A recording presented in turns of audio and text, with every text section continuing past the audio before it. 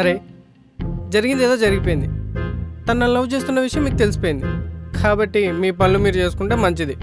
ఏంటో నువ్వు మాట్లాడు బ్రో, నేను నిన్ను 2 క్వశ్చన్లు అడుగుతా, చెప్పు.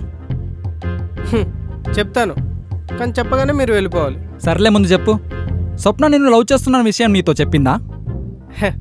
చెప్పలేదు కానీ తను నన్ను బాయ్ ఫ్రెండ్ అన్నది. అంటే దాని అర్థం తను నన్ను లవ్ చేస్తుందనేగా.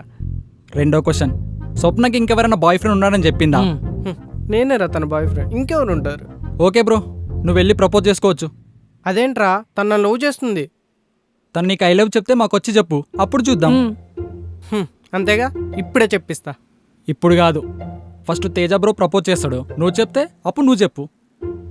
అరే తను నాకు ఫ్లయింగ్ కిస్ ఇచ్చిందిరా, ఇంకా ఏంట్రా మీ డౌట్?